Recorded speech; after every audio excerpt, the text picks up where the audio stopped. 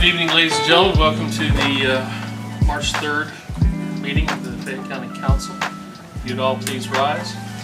Councilwoman Durham, would you lead us in the Pledge of Allegiance tonight? I pledge allegiance to the flag of the United States of America and to the republic for which it stands, one nation, under God, indivisible, with liberty and justice for all. Thank you very much. Be seated. Has the council had a chance to look at the minutes that you were provided? If so, the chair will entertain a motion. Second. We have a motion and a second. All those in favor signify by saying aye. Aye. Those opposed?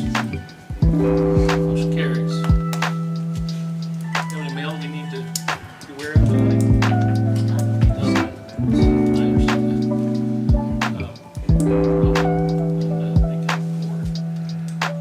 County Attorney Westland, do you have anything? Yeah. All right. Committee reports. I got Other committee reports. I got Yes. something I wanted to report. I've been working with myself and a few other folks have been working on trying to set up a county trust or a trust for our insurance to see what that would do to help lower our rates. And we've had a couple of meetings with Brown & Brown Associates.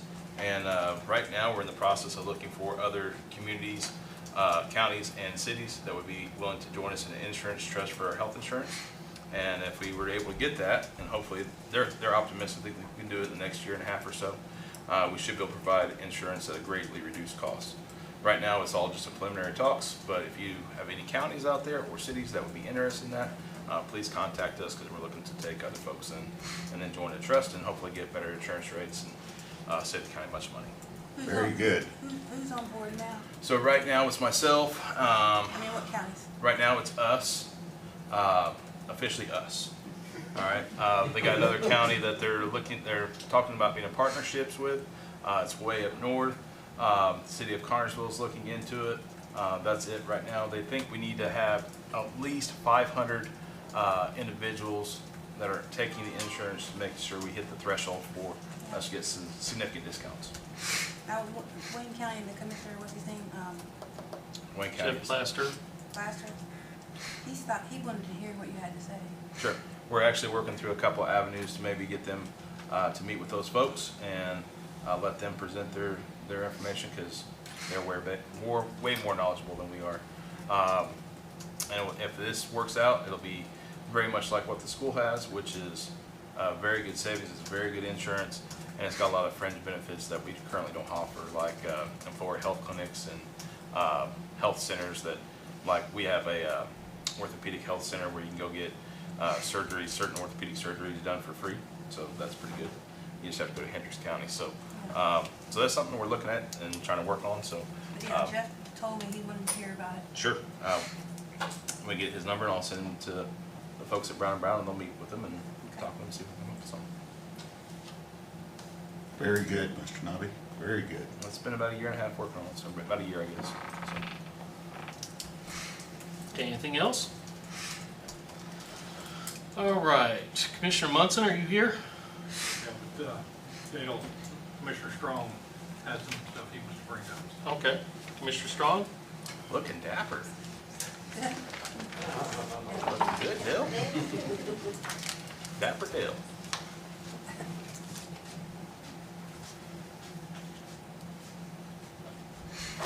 Okay. Today's commissioner meeting was rather short and uneventful. So we did do a few things. We approved a new contract today with Centos Corporation for various supplies that the county uses. In the highway department, the jail, here at the courthouse, that we estimate will result in about a $17,000 reduction in expenses on those items a year. And this comes fully endorsed by our own maintenance department and the sheriff's department and the highway department. So they're gonna supply everything, a lot of items from all the way from hand soap to uniforms. And we hope this works out well. It's going to bring a little bit more uniformity to our supply chain there, and at a cheaper price, and make things a little bit more predictable. So we'll see how that goes.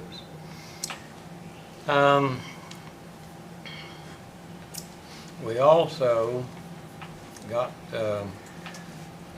well, we endorsed, I'll put it this way, we endorsed a 144 request for Samantha Caldwell at, well, that was for a part-timer, but we endorsed a 144 request for the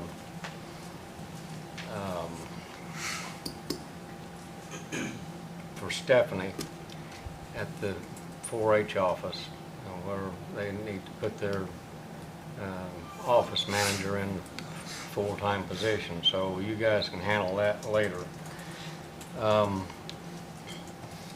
We also got some good news, which is hard to find these days.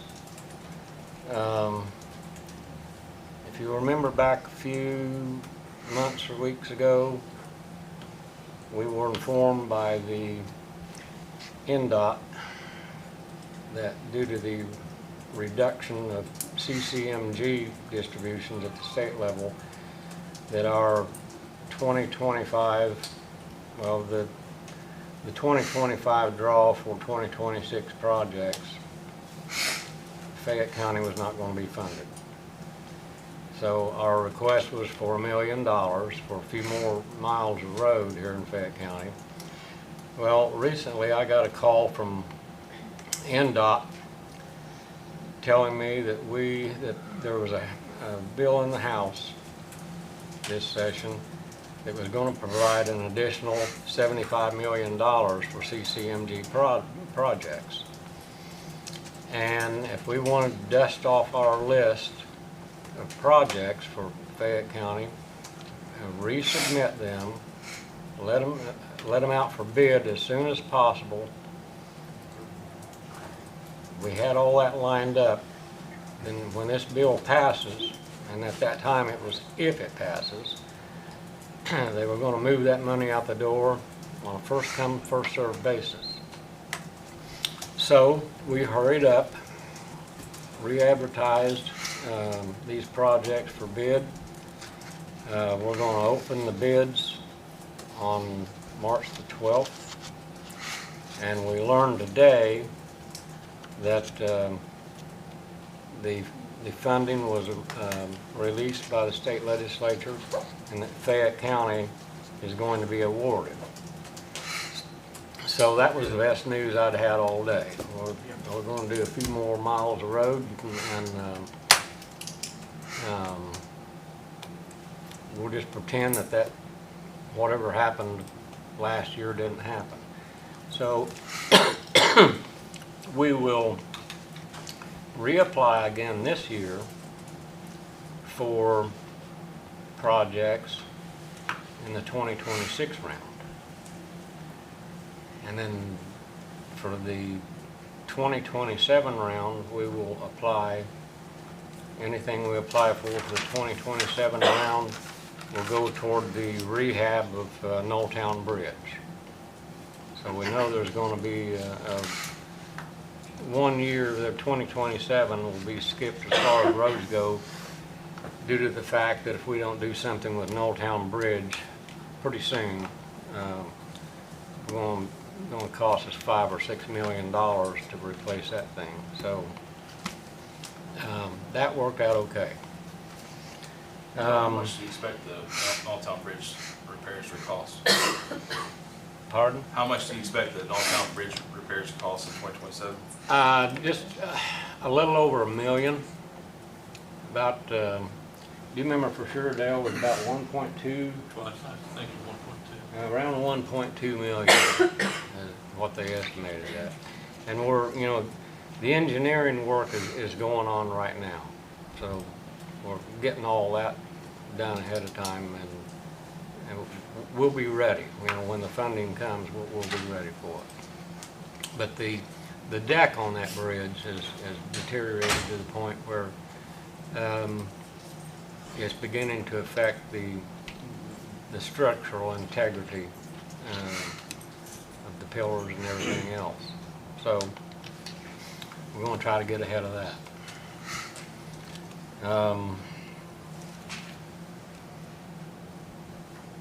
And as far as today's meeting goes, I think that's all that's worth mentioning.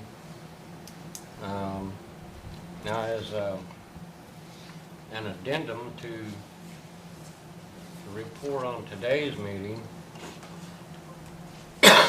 I'll attempt to address some questions about another project that Councilmember Patterson has brought up. He came to our February 17 meeting wanting some questions cleared up about a project that we have in the works up at Manlove Park, the restoration of that lake. So for the benefit of, we've got some new members here, or some members here that weren't here when this whole thing started, so this is going to sound repetitive for some of you, but I'll say this for their benefit. This project started back in 2023 when it was David Sullivan came here and asked if there was anything the county could do to help them save the lake, because it had become so silted that it's becoming useless. Can't keep fish in it, can't fish it, everything else. So I began a search and discovered that the DNR had a funding mechanism called LAIR. It stands for Lake and River Enhancement. And so we applied that first year in 2023 and was awarded a grant to do a sediment removal plan or study for us. And then we immediately applied for funding through their grant program. And unfortunately, that program is limited to no more than $100,000 a year. So the representatives from the DNR came down here and looked it over, and they signed on. They realized it was a multi-year project due to the restricted funding. And so we were awarded $100,000 in 2024, another 100 in 2025. We reapplied for funding for 2026, and we just recently, just last week, we got a letter from the DNR that informed us that we will not be funded for 2026. So that freezes the funding for a year.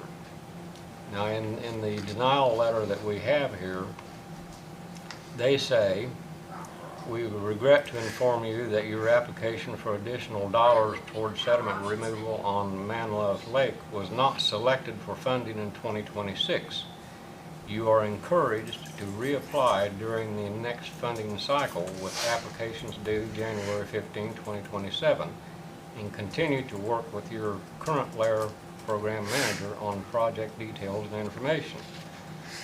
The 2026 request for sediment removal, logjam removal, and aquatic vegetation management from LAIR funds totaled significantly more than could be fully granted this year. Many projects were not funded at all, and some that were funded had their requests reduced from the amount applied for.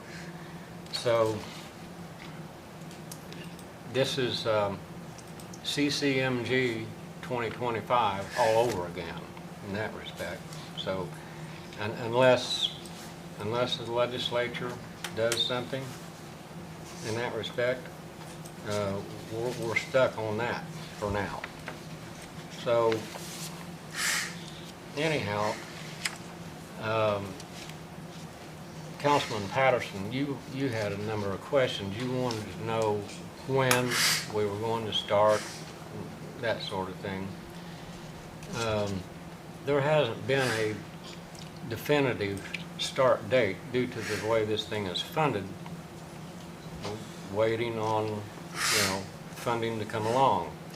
Ideally, I thought that after 3 straight years of funding, had that happened that way, we could go in, start in the second half of this year and do as much as we could, and with the combination between the LAIR grant funds and local funds, could get most of it done, with the exception of what would have to be done in what they call Zone 5. Zone 5 is where the actual dam is located. They've separated that out as a separate area of the project that they are going to require, or they are requiring engineered plans to do anything in that area. So my attempt to get an engineered plan done hasn't been successful yet, because I'm now on my 5th attempt to get an engineering firm to even take the job on. Bob? In talking about Manlove Park, that's, and also in dealing with economic development, a lot of things they're involved in are regional things, not confined to one county. Manlove Park is used by about 4 or 5 different counties. Yes, that's true. And I wonder if they maybe got with Brad Coulter on economic development, see what was available there, and maybe get some funding regionally rather than going strictly for the county. Maybe I'm off base, Neil, I don't know, I just haven't occurred to me. I have talked to Brad Coulter and Abby at the Fayette County Foundation. The most recent grant funding to the foundation, I thought we might have had a chance for that, but they decided to go toward the first responders this year. They're going to spend $750,000 from the Lilly Endowment, so that's out. There possibly could have been an opportunity through another grant opportunity at EDG if we could have had an engineered plan ready. Don't know for sure, but that was a possibility. But I'm always looking, and I'll continue to look. So, but anyhow,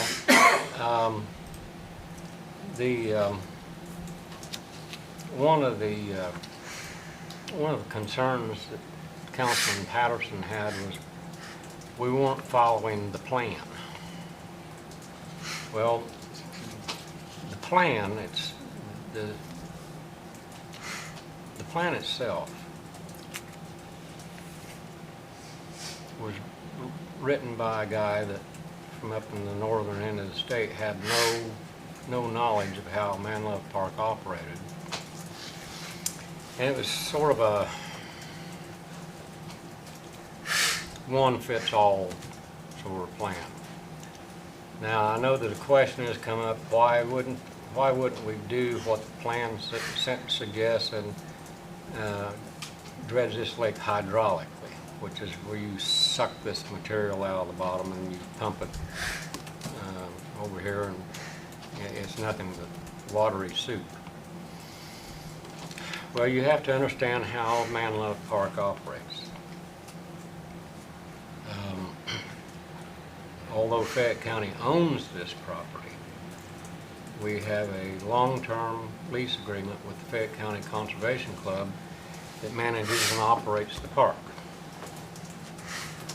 And one of the income streams that they depend on for things that they need there is a little over 20 acres of tillable ground on the east side of the lake. The only way to dredge hydraulically is to take that 20 acres of tillable ground away. You would actually have to, and Gabe, I think you would understand this perfectly. In order to build the retention ponds to hold that material, you would have to strip all the topsoil off that entire 20 acres to create a series of bowls, because that particular field rises in elevation by about 18 feet from the west side of that field to the east side of it, about an 18-foot change in elevation. So you'd have to have one bowl after another bowl after another bowl, and then it would take at least 3, perhaps 4. So you'd have to take all the topsoil off that field. To hold this material, as you pump it in at the furthest point, and it spills over, spills over, spills over, eventually what you wind up with would look like, say, rice paddies. Then, and in the process of doing that, it will probably destroy the existing drainage tile system that's there. And then after however long it would take for this thing to dry out, you would have to revisit it, try to level it out, perhaps retile. And I really don't know how long all that would take, but it would certainly be a disruption to the way the park operates. Through discussions with the people that actually run the park there, their preference was to use an area on the west side of the lake that had about 10 acres of very small trees. Most of it was blackberry bushes and sawbars and such. The elevation of that area is only about a 4 to 5 foot change in elevation from east to west. Much more level and easier to stack and store material that was drier. So we made the decision to, instead of hydraulically dredge, to mechanically dredge. I mean, you just scoop it out with your track hose and such. And depending on how dry it is, you know how that goes, Mike. You can pile it pretty high as long as it's dry enough. And if it moves on you a little bit, you let it dry and then you push it back up. But that was the decision that was made. That has the least amount of disruption to the operation of the park. And it keeps all the, keeps everything away from the campground and everything with no disruption. Now, interestingly, one of the contractors that I've had up there looking things over has taken a keen interest in setting up a sifting operation up there, because he is convinced that he can sell that material. Some people tell you it's good stuff, others don't agree, they don't like it. But evidently there is a market for it. If we could store 85,000 cubic yards of material there in that area and eventually sell it, even at $5 a yard, we'd recover over $400,000 there, you know, that could be used for further improvements for the park, whatever. So that's basically the explanation for not doing exactly what this guy's plan was. Now the DNR, they don't care. They don't care whether you dredge hydraulically or mechanically. They'll ask you where you're going to put the material and everything. But at the end of the day, it's our decision. And it fits the operation of the park best to do it that way. And this wasn't just my decision, or it wasn't just Dale Munson's decision. It included the entire management staff at the park. And they know that we're going out of our way to be as reasonable and take all their needs into consideration as we possibly can. I think there was there another thing, Mr. Patterson, that you had, another question you had about this? Well, I was wondering how long you think the project's going to take once it's started. But before that, you say the funding now has been prolonged? We will not receive, we're not getting another $100,000 this year. How many, what, we got 100 so far? 200. 200? And where is that money? It's just sitting waiting to be used, or? Well, it's, the state has credited that to us, and we would have to basically turn in a claim to get it. All depending on, you know. Now, the first 100,000 of that 200,000, by their regulation, has to be spent by the end of this year, unless we ask them for an extension. If that eventually happens, and right now we don't know, but if we thought it best to ask for an extension and delay another year in the hopes of picking up another $100,000 in 2027, which would make it easier on the county, then I would anticipate, you know, them having no problem or objection to that. So that's one thing that could be considered. In your opinion, to excavate this, it's going to have to be dry.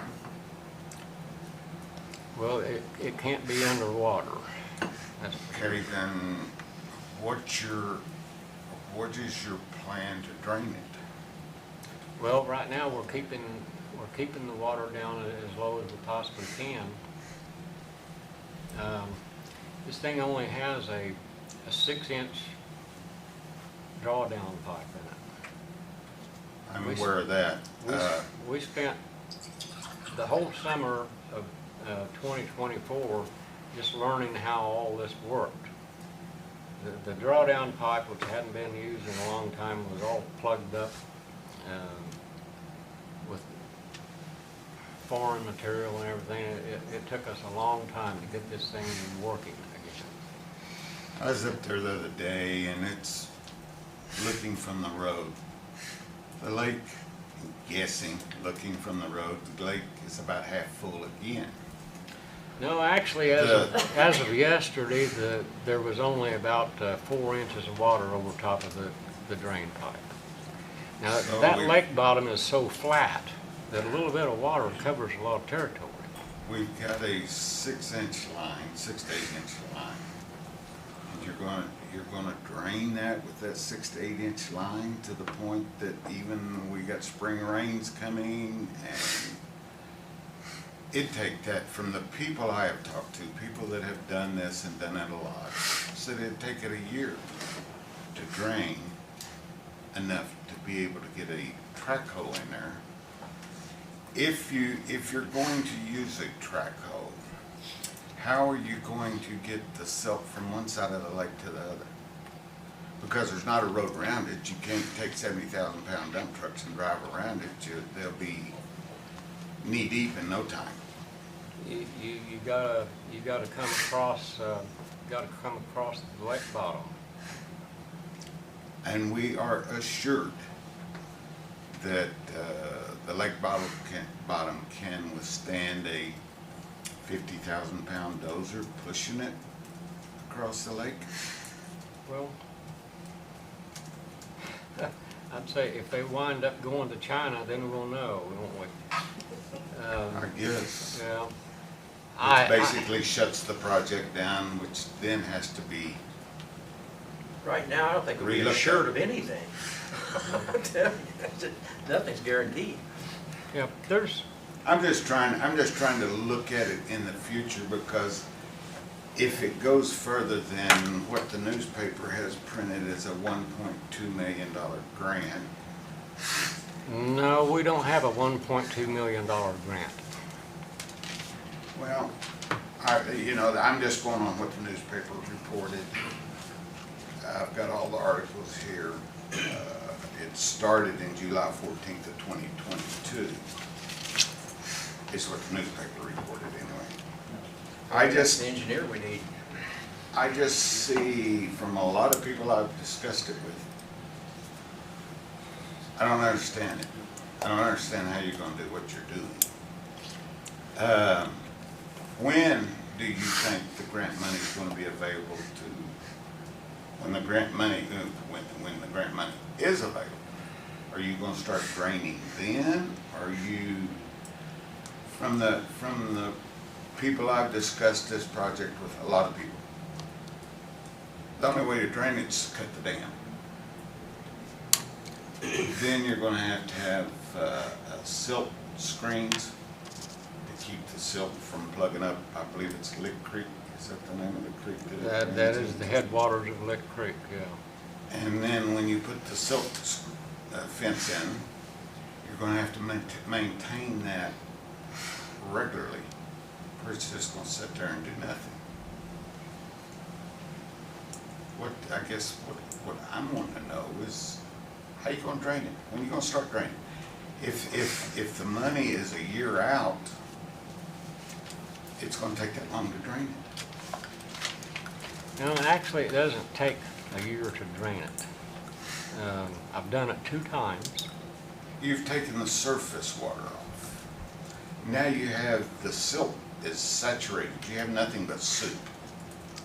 Right down the That bottom has of to it. drain. It is, yes, it's. Even once you take the surface water off, what I've seen, I've watched what's gone on. You've taken the surface water off. But the silt is nothing but soup. You have to get that out. That has to be dried. Unless you're gonna run around there with water flooding over the sides and out the tailgate of a dump truck. Are you going to haul it in dump trucks to the dump site? Are you going to convey it? What do your friends suggest? Ken? The friends suggest cut the dam, give it time to drain, so that you can drain the water out of the silt. You take the surface water off, you've really done nothing. It's the silt is nothing but soup. You've got to get the water out of the silt. It has to be dry enough that a track hole you'd never use a rubber tire loader in there because it'll go to the bottom. We're not even sure that you can take a high compression dozer in there. We don't know that. You know, if we've got to find these things out, or we're going to end up in a mess. I don't use the park, that wouldn't bother me, but whatever. Well, you know, I think the park is an asset to Fayette County. It's an asset to 5 counties, Henry, Wayne, Well, Rush. whoever it is an asset to. I think the lake is a a doable project. I really do. I think it will become a good asset for Fayette County. I haven't used it, but there's a lot of people that do, and those people are taxpayers, and if, you know, they deserve the facility. But to do it, you've got to do it right, or we're going to end up in a mess, a huge mess. And we're going to end up spending a lot of taxpayer dollars that don't really need to be spent if it can be done properly. And you've got to drain the lake. You've got to get the water out of the silt. You have to protect downstream with the silt fences to keep it from clogging everything up downstream. And we're not draining it.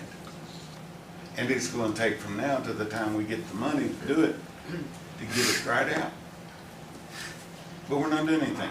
We go in there and we knock down 10 acres of woods, and according to him, we don't even have the money to do the thing. So why did we rush in there and knock down 10 acres until we know for sure, yes, we got the money? Yes, the lake's dry. Would it take 10 days to knock the woods down and burn it? Why did we jump so far ahead to do that when we're not even sure that we're going to finance the thing to begin with?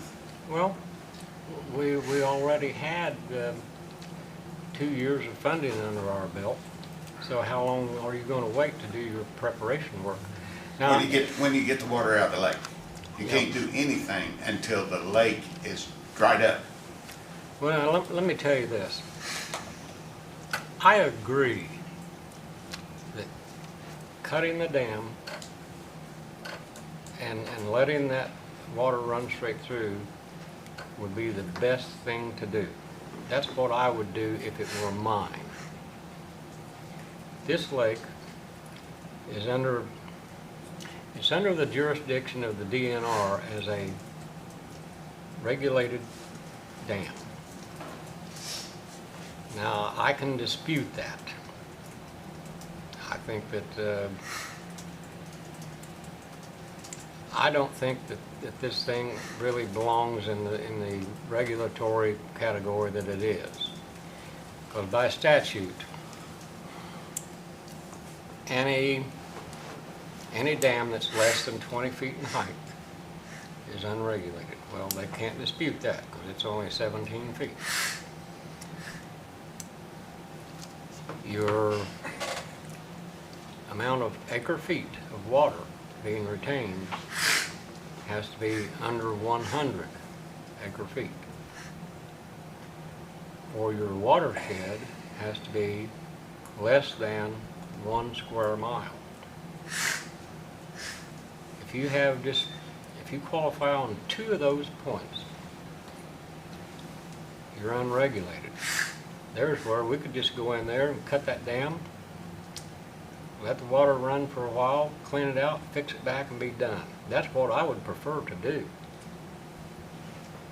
But the DNR says, no, you're holding 225 acre feet of water. Well, the guy that did the actual water and sediment measurements in this plan, by his calculation, we're only holding 79.57 acre feet of water.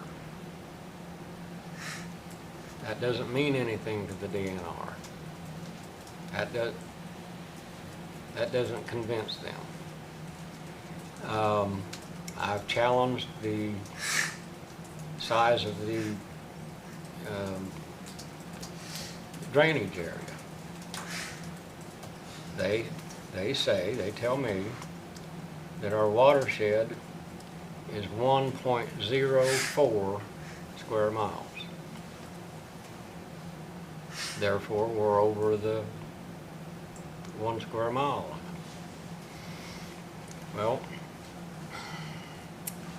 I did have someone to somehow or another through GIS check on that, and they said they calculated the watershed at 1.02 square miles. That's a little closer, but the DNR maintained it's 1.04. You're over the limit. Well, just what does that mean? If you,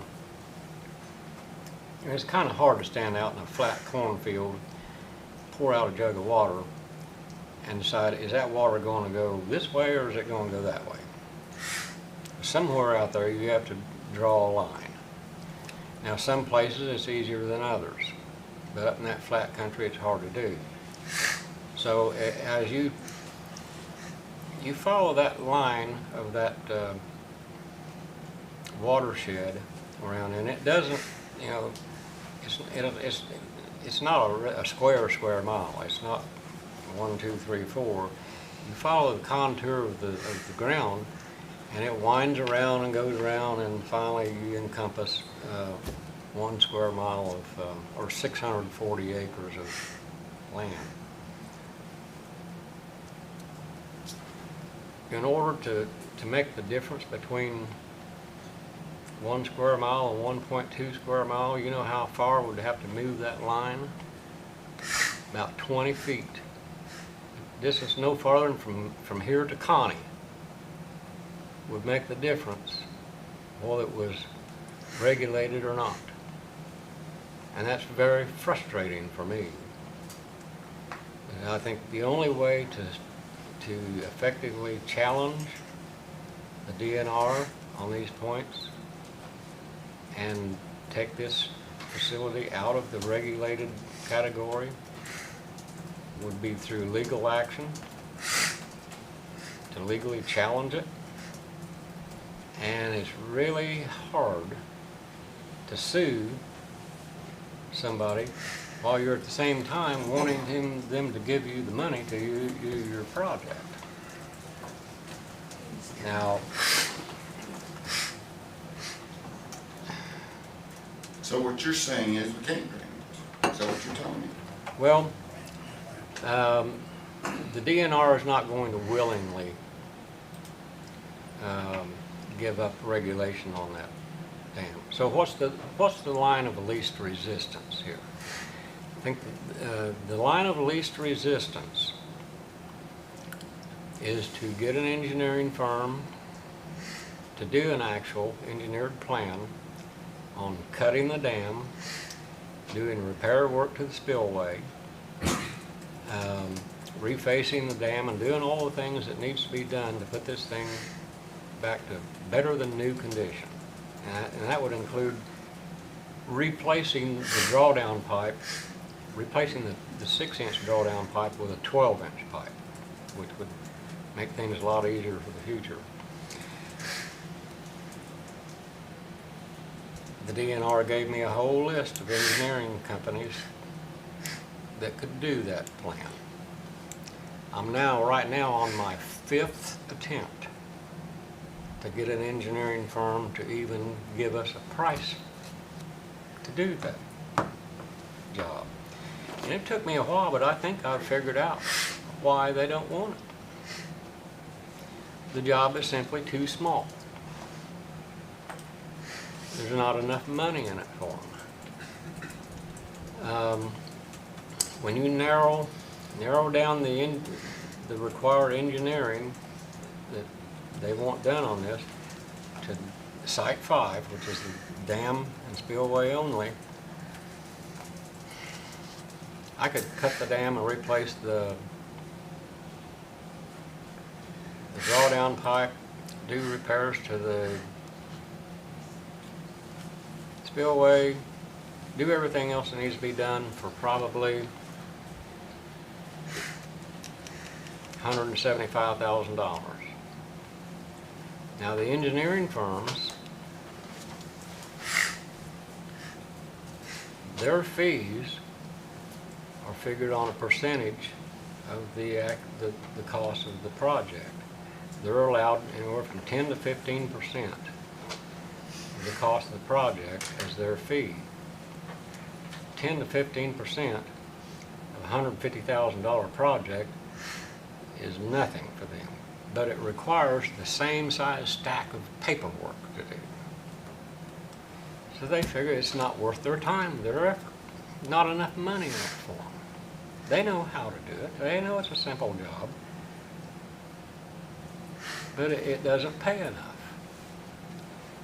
And I'm waiting right now on word from another engineering firm. Just tell me if you will do this job or not and how much you would charge us to do it.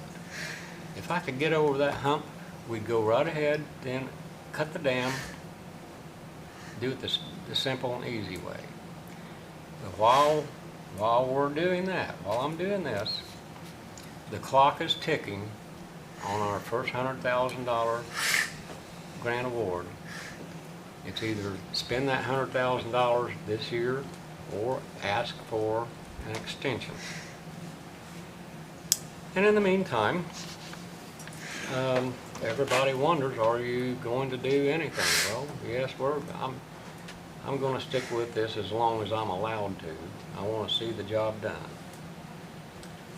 But this has been a Rubik's Cube of regulation, weather, money, and every other kind of consideration that has come along. You wouldn't think that something this simple should be this complicated. But we as people have regulated ourselves just about out of business. I think some of you would agree with that. There is such a thing as over-regulation, and that is exactly what I'm dealing with here. So, Well, with what you've told us, I'm thinking there's probably an 80% chance it's not gonna get done. how much money you want to put on that?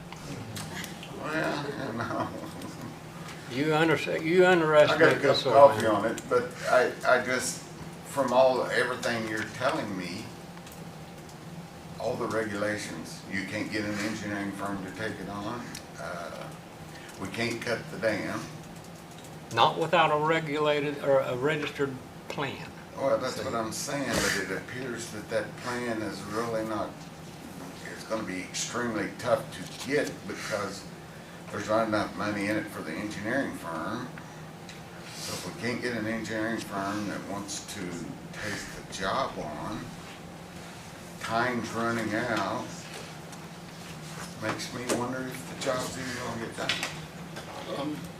Can I ask a question? Sure. So you said that DNR offered a number of engineering firms, and you've talked to 5 about taking it on? Yep. How many were on that list? Do you remember? All total,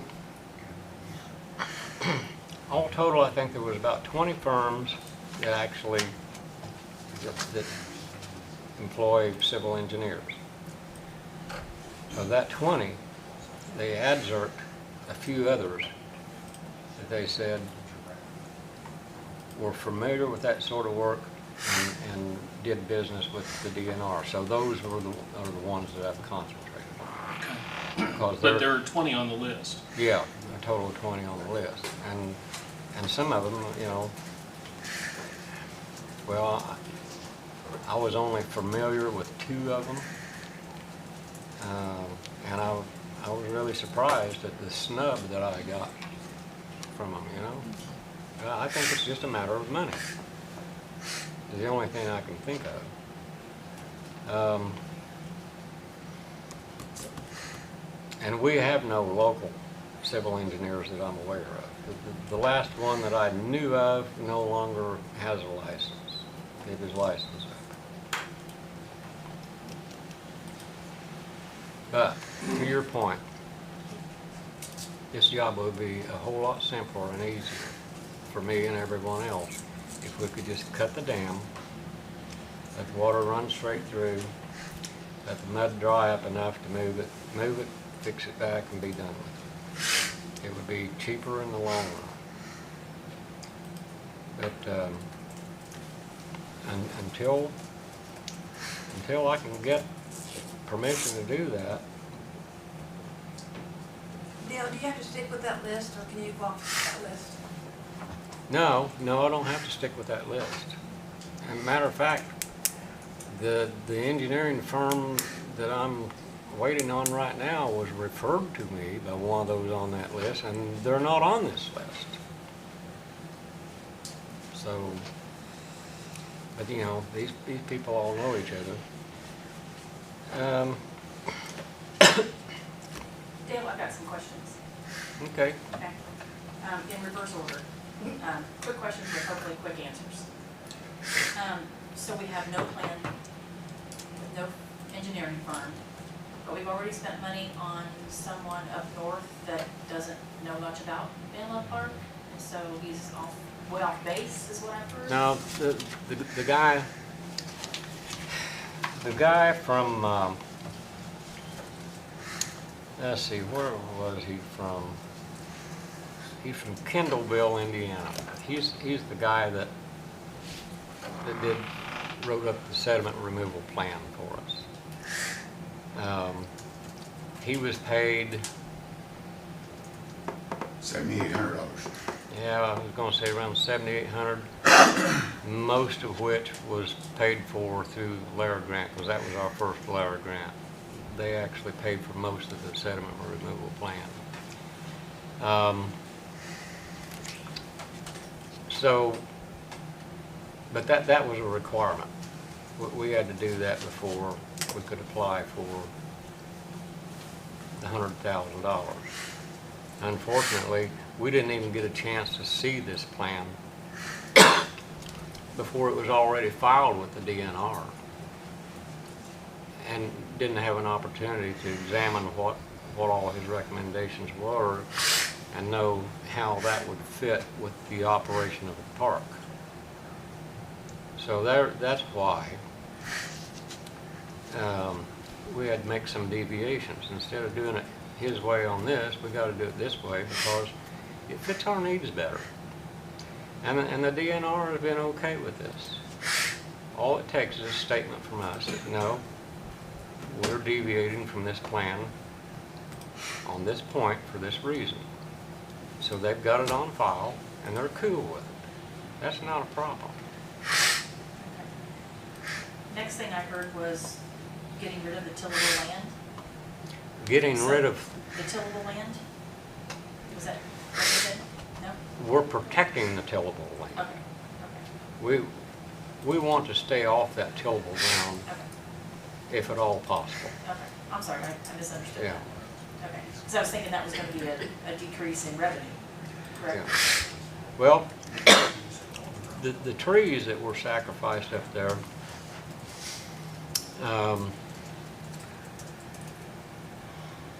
would have been marketable in about 80 or 90 years. They were small stuff. So as far as the revenue loss there, you and I are not going to be around to miss that. Okay. No, I was talking about the tillable. And then about the lease, the lifelong lease to the Conservation Club, right? Yeah, we have a 99-year lease agreement with the Conservation Club. What does that mean? Because I'm sure that most people wonder this. What does that mean for the future? I mean, when they have the lease, what does that mean for everybody else? I mean, like, what happens there? Okay, well, okay, I guess that does sound a little bit confusing. This lease agreement was made many years ago. I think back in the 40s is when it started, when there was a lot more coon hunters in the county than there are now. The Fayette County Conservation Club, when they entered into the lease agreement with the county on this park, they were to operate and maintain it as a public park facility for all citizens of Fayette County or anywhere else. They would operate and maintain the park. They wouldn't come and ask the county for any money. And they have kept their word. But a job this size was much bigger than they could afford to do, for one thing. And at them not being the owner, they couldn't apply for it anyhow. The owner has to do that. So since the county is the owner, is where the county comes in on it. So No. it would be a public, Yes, still remain. yes, it is a public park. Now, but as the owner of the park, the county has the obligation to honor its lease agreement and not disrupt the operation of the park itself. And there's where some of the deviations from this original plan that this guy made has to fit the needs of the park. So that's why we want to keep everything out of the campground. Don't want to disturb the campground. We don't want to disturb anything else up there any more than need be. Because a job like this is messy to begin with. You can't do a job like this without making a mess. But a year after it's over and the grass greens up and everything looks beautiful again. I watched a very similar project being done up at Newcastle year before last, up at Memorial Park in Newcastle on the northwest side of Newcastle. They did the exact same thing there that we're proposing to do here. So they spent a whole lot more money than we were planning to, mainly because they had to ship their material 8 miles to an abandoned gravel pit. It was the nearest place they could find to put it. And they had, I think, about 20 trucks on the road at a time. And I talked to that contractor, and that contractor told me that in our case, with not needing the transportation like that, would cut our project cost by more than half. So, you know, that's one advantage in our situation where we have a place to put the material. Now, I've offered it to some of the neighbors around there, and they said they'll think about it. But, you know, they don't want to disrupt their farming operation either. Can you enlighten me on, or everyone, on what the amenities would be? I mean, like, you know, a previous project was the park pool, like, for the community. Now that if it would be public, what are you gonna do there? What would you do there? Well, my interest right now is simply the lake, to rehab the lake. And, you know, while we're at it, I would want to do things that they didn't do back in 1939 when this thing was built.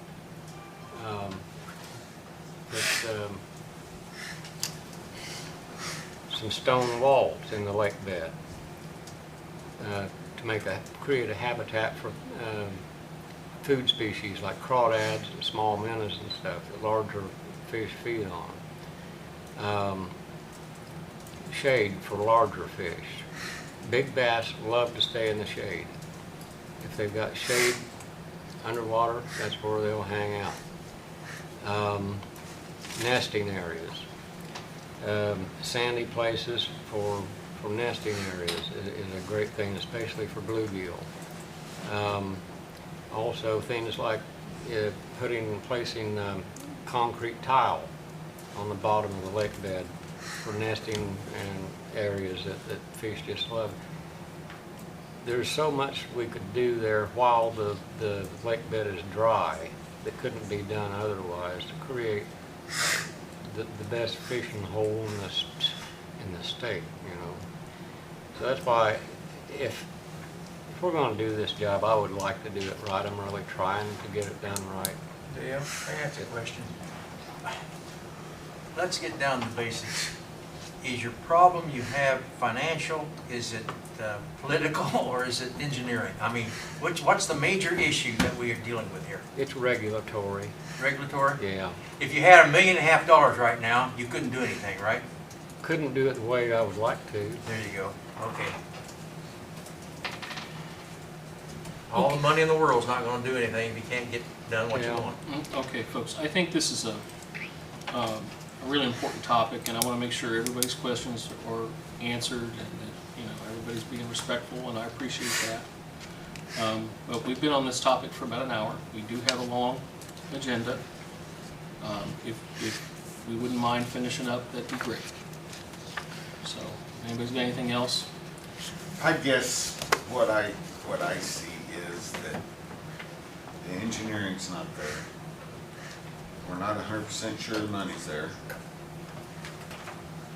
So, as far as that's concerned, the project comes to a screeching halt.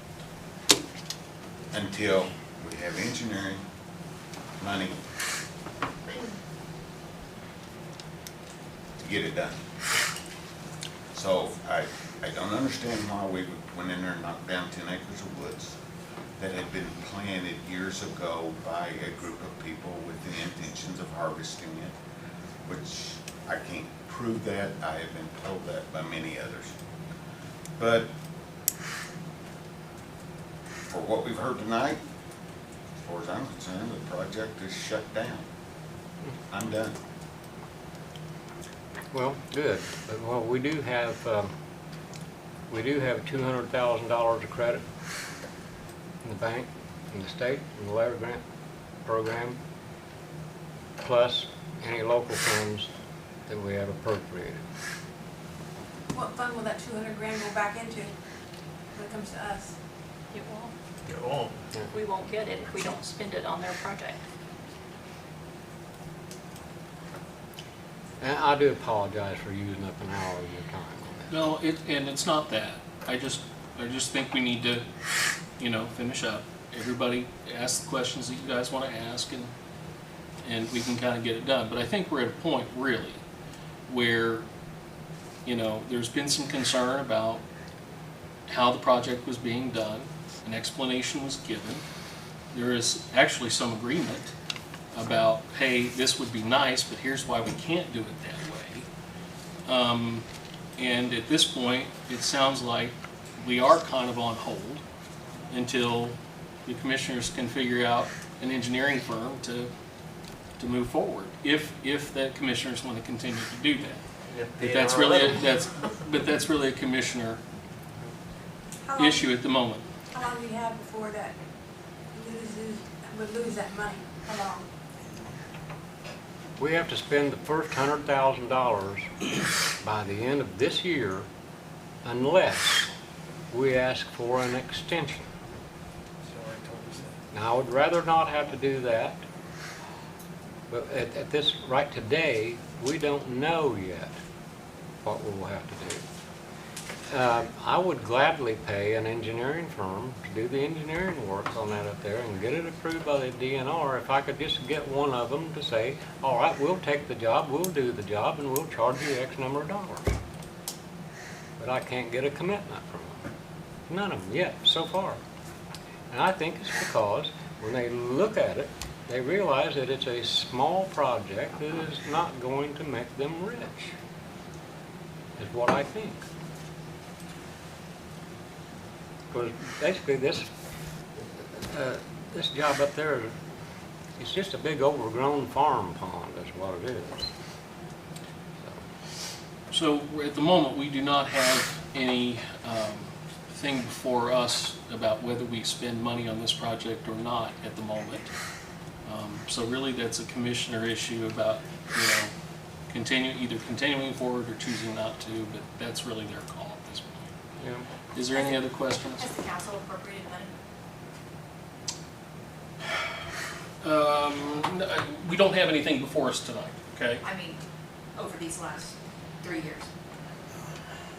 Didn't we appropriate some money from the edit fund? Yeah, the capital improvement plan, How much? yeah. I want to say 268, maybe.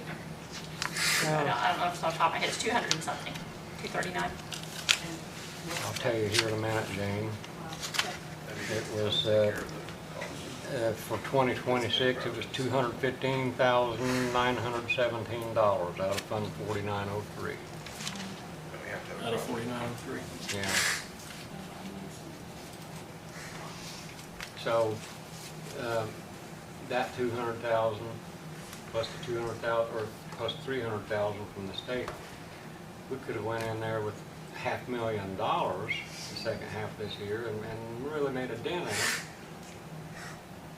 But I'm not gonna rule anything out yet. Okay, any other questions? Well, thank you all. Thank you, I Dave. apologize everybody in the audience here tonight. Keep making you sit here this long. It was important. Steve Bills is back here, he's got to go. Well, Steve's gonna have to wait, because he's at the bottom of the page. All right, so, thank you, folks, appreciate all that. So, 911, you're up first. Let's talk about additional appropriations to statewide 911 fund, 1222, account 10361, overtime, $30,000. Another additional appropriation, statewide 911 city share fund, 4912, to account number 10361, overtime for $10,000. Transfer in statewide 911 city share fund, 4912, from account 20112, office furniture, to account 30303, other service, $300. Yes. You're up. Okay, so, last year, we spent $57,000 in overtime. I hope to not spend that much, but I only had $17,000 in the budget, and that's gone. So I actually asked for assistance and came up with the $40,000 that is just what it would get us to the $57,000 that we spent last year. I hope that we don't spend that much. I have multiple part-time people now that we've got hired that are working hours, and our overtime's already kind of cut back from that. But I'm asking for the same for that, just to make sure that we get through the year. And then and that's for for the overtime for both accounts. And then the transfer is, we had light towers installed, and I didn't have money coming out of the right account, or enough money in the right account, so I pulled it from office furniture because I don't look to buy office furniture. So tried to use what I had instead of asking for more on that. I know you need the money, so I'm not doubting that. I'm just wondering, how come you have so much overtime? I mean, what's the root problem? Okay, so last year, for basically the entire year of 2025, that was left, yeah. For 2025, we had like 7 or 8 employees for the entire year. 5 of those are part-time, or full-time, sorry. We have 5 full-time positions. So we had 2 or 3 part-time that were working, and we're, 24/7. And we have 2 people working at all times. So all of last year, we were working 12, 14, 16-hour shifts. So that's where a lot of the overtime came, because part-time obviously can't work that many hours. So, like I said, now I'm up to, I have the 5 full-time, and I have 8. I think I just got approved for my 8th part-time person this morning, or this afternoon. So my overtime should not use all of this. It's a matter of if the part-time people stay, if the full-time people end up staying. But we've kind of had a hiring crisis, I guess, for the past couple years. So I'm just trying to cover that. Hope that I don't need it. Hope that, my people stay. But asking for it as a fallback, just in case they don't, because it's not the easiest job and the easiest place for people to stay. Any other questions? Are you doing all 3 of these at the same time? Whatever the council's pleasure is, okay? Did I hear you say that you thought this would get you to the end of the year? Yeah, so the 40,000? Yeah, so last year we spent 57,000, and that was with, 2 to 4 at the most part-time people. That was full-time working. So far this year I've spent like right at the 17,000 in overtime that was in the budget. So this additional 40 will get the 57 that was spent last year, and I'm hoping that that is enough. I have more part-time people this year. I'm hoping that I won't even need all of this, honestly. But kind of rather safe than sorry, because I have no idea how much I'll actually need. I'm just going based off numbers from last year. Then my question is to Scott, is that normal for, in March, to ask for something that would be at the end of the year? Well, it's really whatever the, she can ask, we don't have to do it, Well, right? I mean, so, I think it's probably just her, goal to, you know, we're out, we budgeted $17,000, we're out. Yeah. We're pretty close, right? Yeah.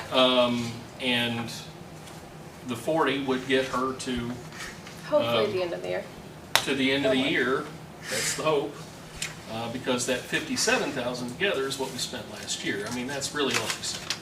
So it's really whatever the council's pleasure is at this point, whether they want to approve this or deny it or reduce it. You can't increase it, but you can reduce it if you so choose.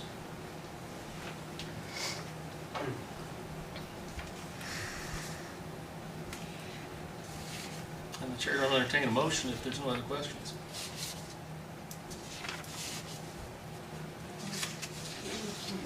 I'll make a motion to approve the 911, all three of them. We have a motion, is there a second? I'll second it. We have a motion by Councilman Payton and a second by Councilman Patterson. All those in favor signify by saying aye. Aye. Those opposed? Aye. Okay, we have one opposed. Anyone else? Do you want to do roll call, or is this okay? Everybody okay with that? All right. So 5-1. Motion carries. Thank you very much, ma'am. Thank you. Next up, animal shelter. Additional appropriation, animal shelter donation fund, 4102, account 30301, veterinary charges, $30,000. Mr. Reichman. Yes, sir. It's coming out of donations for our spay and neutering of the animals. You know, we spent more than that last year, but I'm just trying to keep around the number there right now. Hopefully, How much money's in that fund? around 86,000 in it. Yeah, around 86,000. You know, like we're doing, like we did last year, it's saving the county instead of, you know, spending money from the county budget. It's coming out of the donations. You know. do you have a vet bill? Or do we have an account? Do we have a bill that has to be paid? Or is this just? No, well, I just took some animals up there to get fixed to the vet Monday. I got to pick them up on tomorrow. I'll have a bill then, and I got bills from Brookville, you know, and then I got a bill from Keypaver. You know, I already got bills there that I got to pay, you know, but that's, you know, coming out of the donations, that's saving the county a lot of money. So, Dave, how much are the bills that you have received so far? Well, Milroy, In total. I hadn't got it. I got about 4,000 right now, right in that area. 4,000. Does anybody have how much we spent last year on I think it veterinary was like charges? 40-some to 50, I think, wasn't it, Jane? The expenditures out of that fund were 45,000. Yeah, 45,000 last year, and we budgeted. You don't You budget don't that budget fund. that. You don't budget You that have to fund? come and No. ask for it, yeah. Okay, It's not a budget all right, fund. got it. The only budget I had was 5,000 on the vet count anyways, Okay, sorry. and that helps That's gonna try to help on the medicine and flea medicine and stuff like that. Okay, sorry. Okay. Thank you. I move to accept the $30,000 transfer from our additional appropriation from the donation fund to the veterans charter. I second it. We have a motion by Councilman Nabi and a second by Councilman Patterson to approve. All those in favor signify by saying aye. Aye. Those opposed? Motion carries. Thank you, Dave. I have one other thing. I know you guys, I'm by myself now. I don't have anybody else, and I want to get permission to see if I can go ahead and hire somebody or hire 2 temporaries before I do all the paperwork. You know, just make sure I can get the okay from you guys. Dave, currently we're under a hiring freeze. Yeah, I for know the that. General fund. Mhm. So that would be up to the council to make that determination. I would recommend tonight that we just take it under advisement and table it, but that's whatever the council's pleasure is. I would make a motion. I think it's definitely not a one-man job. It's definitely not. It's definitely not.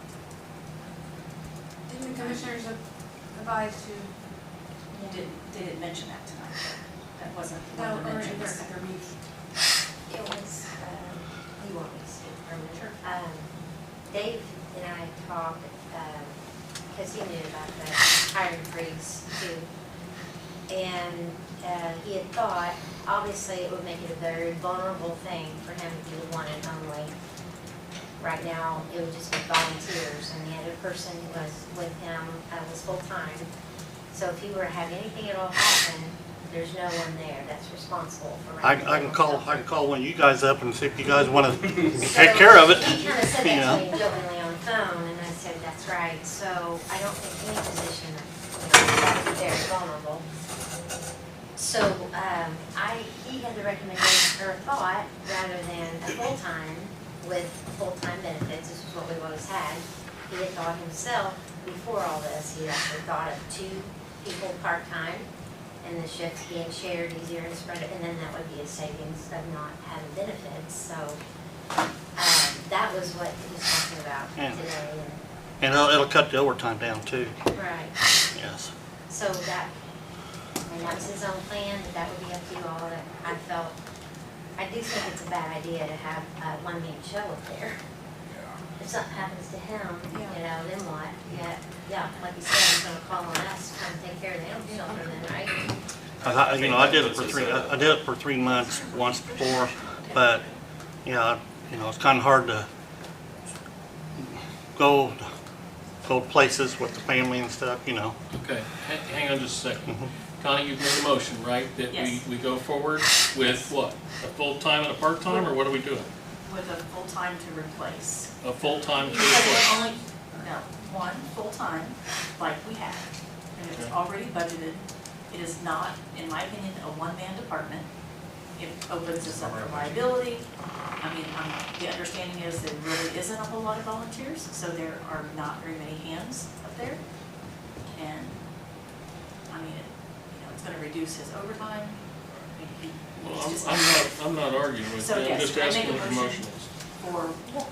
to replace the full-time. Full-time. What were you gonna ask for before anybody say that? I barely can hear you.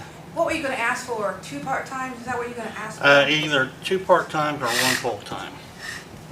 If we do 2 part-times, we'll save money on benefits and overtime. And instead of me and the other person doing every other week, All right, we can have 2 weeks. all right. So your motion is for full-time. Do you still want to second it? I'll second it. He'll second full-time. Okay. Okay, so we have a motion and a second on the floor to replace a full-time person at the animal shelter. Should we do a roll call? Let's do a roll call. Durham, Yes. Riker Payne, Yes. Patterson, Yes. Nabi, No. Stewart, No. Bevington. No. I would like to volunteer to help out up there because he helped me out with my 2 cats. And I love animals so much. And I gotta admit, I love him too. And I'd like to volunteer to help him out. Well, we'll take that up. I think we should take that up with the commissioners, okay, at the next meeting, but I appreciate your volunteering. All right. So, we have a 3-3 split, correct? Okay, so, County Attorney Westling, does that mean that, it means nothing happens right now? Yes. Okay, I would like to make a motion. all right. I think first off, the 2 part-timers is a way better thing. I don't think leaving Dave by himself is a very smart way to go, period. I think that opens ourselves to liability. So I will make the motion to hire 2 part-time people. Is there a second? I have a question. Yes. If you hire 2 part-time people and you're talking about them taking call, that's part of their job? Yeah. Whenever I started up there, I was part-time. I went on calls, I did my weekends, just like everybody else would. And I still do it, How do you compensate somebody part-time for being on call? Pay hourly for being on call? Oh, for on call. There's probably well, some fee. Instead of them working the full 40 hours and go on a call, the part-time hours is, how much is part-time hours, Jane? How many hours? 28. 28. If they go on call, let's say they go on 3 calls, they can, the way that they did it with me, instead of me getting over the 28, they sent me home like a day, about 3 hours early.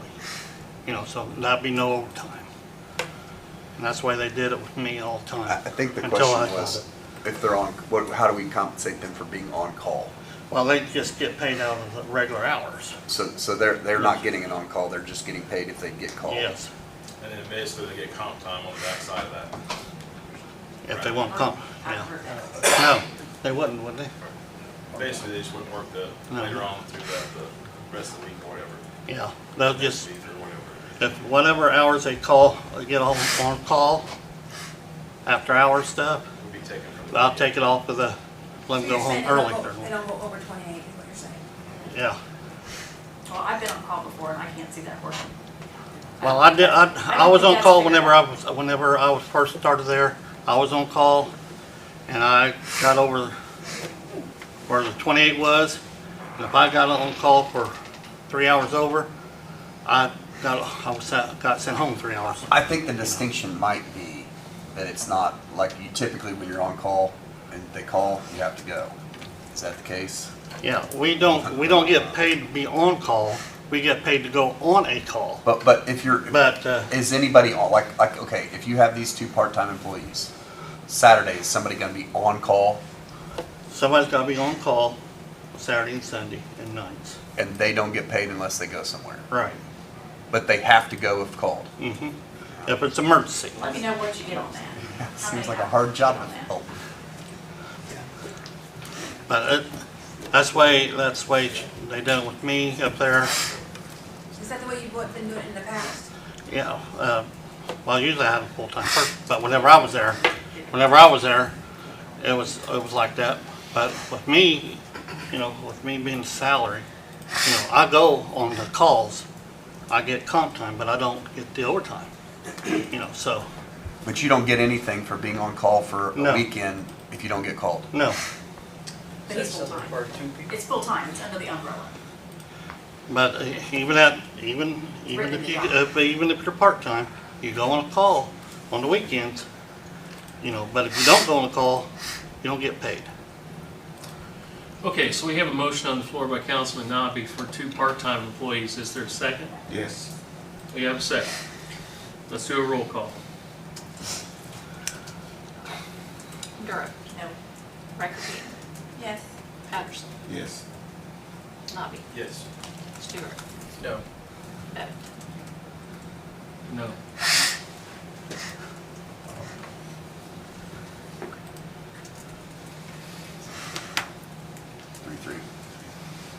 Dave, how many years ago I'm was trying that to when catch you up. did that?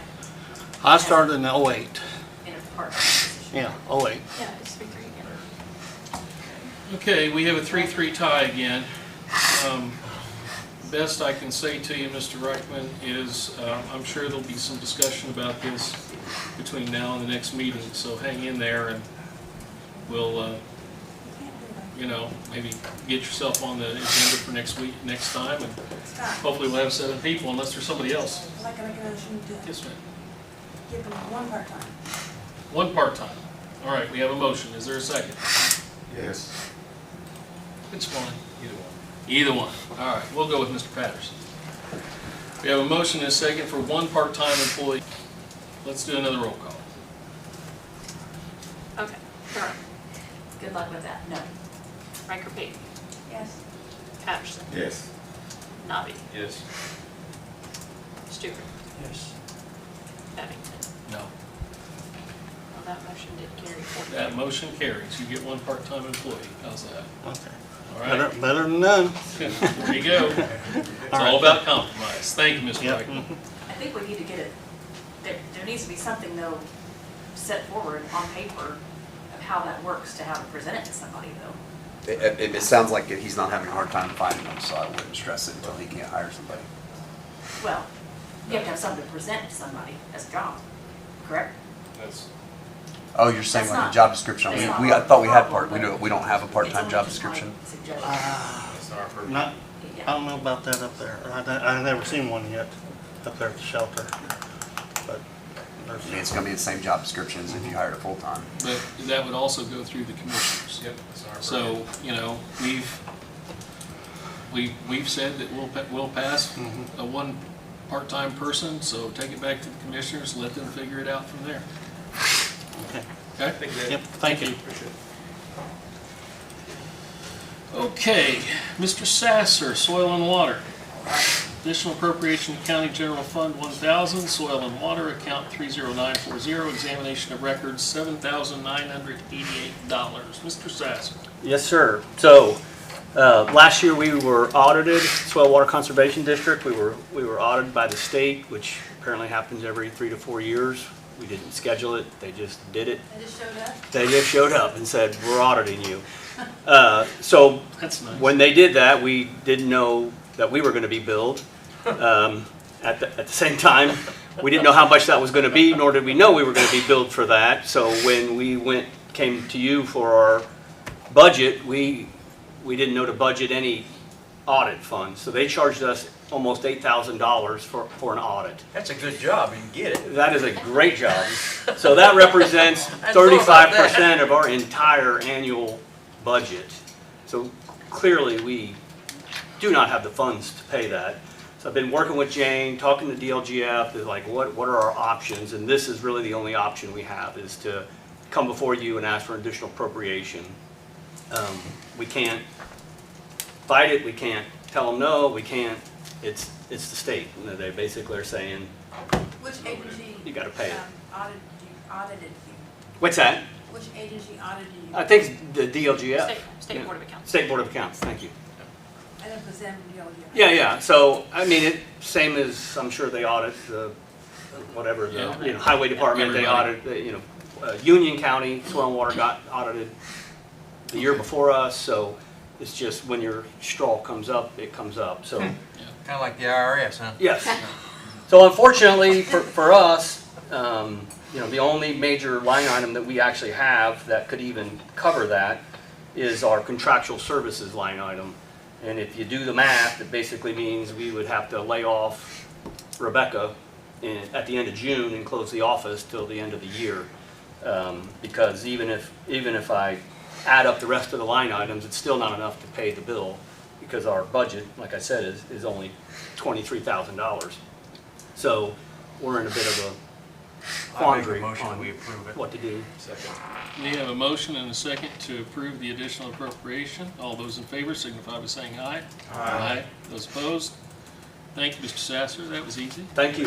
How often do you expect an audit, or did you learn that? I'll be- I would expect it no more than 3 to 4 years, but I mean, I didn't ask them, but I You didn't go ahead and I didn't, yeah, I wasn't trying to encourage them to do it anymore.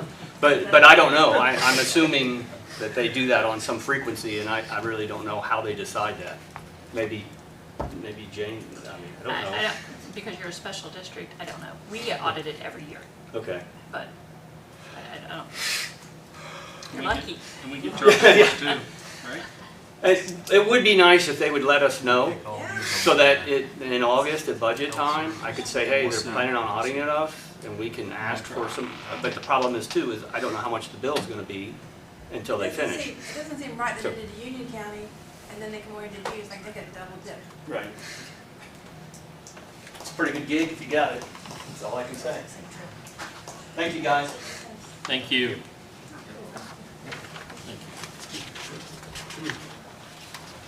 All right.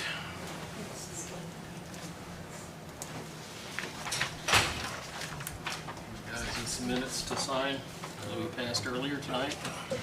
Okay, Mr. Shirk, you're up next. We have several additional appropriations for Mr. Shirk tonight to Local Public Health Services Fund 1161, account 10179, liaison nurse, $18,926. Additional appropriation to Local Public Health Services Fund 1161, account 10136, clerk, $8,000. Additional appropriation to Local Public Health Services Fund 1161, account 20102, supplies, $10,000. Additional appropriation to Local Public Health Services Fund 1161, account 20160, nursing supplies, $30,000. Additional appropriation to Local Public Health Services Fund 1161, account 30302, advertising, $1,000. Additional appropriation to Local Public Health Services Fund 1161, account 30303, other services, $15,000. Additional appropriation to Local Public Health Services Fund 1161, account 30804, trash hauling, $1,000.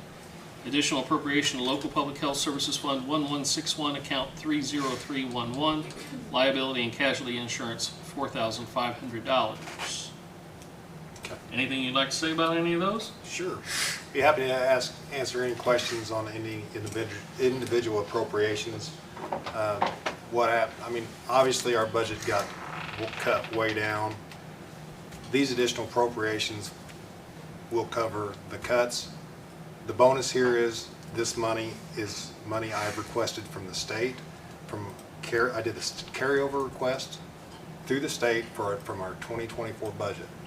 So our 2024 budget from the state, Governor's Public Health Funds, we did not spend all our money. So we still have money sitting in our budget from 2024. The state said spend it, and I have to have you guys appropriate it so that I can spend it. So this is not new money, this is money we already have from our 2024 budget. And it's just allocated in different places, correct? Right. It shouldn't be additional appropriations, it should have, Jane. It is, Yeah, Yeah. because it's coming from the state. because, yeah, we didn't budget it already, so it's an additional. Yeah. Because budget before. So, But those budgets go away at the end of the year. yeah. So like I said, this is just asking to use the money we already have. Well, I have no This problem with that, that's fine. Okay, good. See, I thought you might like the fact that it's not new money. So we had 2024 carryover, we had $160,000. And this still leaves us about $60,000. So we still have that money there available to budget if we run into any other problems. All right, go ahead. I'm sorry, sir. No, that's fine. The one thing that does matter is that it is required to be spent on what the state calls core services. So that is everything, that all these things do meet the requirements of the state. Core services are the services that the health department provides. 10% can be spent on non-core services. So we have met that stipulation with the state when I requested these funds. They allow us to use. Any other questions for Mr. Shirk? So, Go ahead. will, I don't know how to ask this. So you get this money, will this be anticipated or expected next budget as well? Or It all depends on the next budget hearing. I will turn in a budget for the amount I anticipate. And then if I fall short again, I'll have to ask for additional appropriations And kind of this is kind of an emergency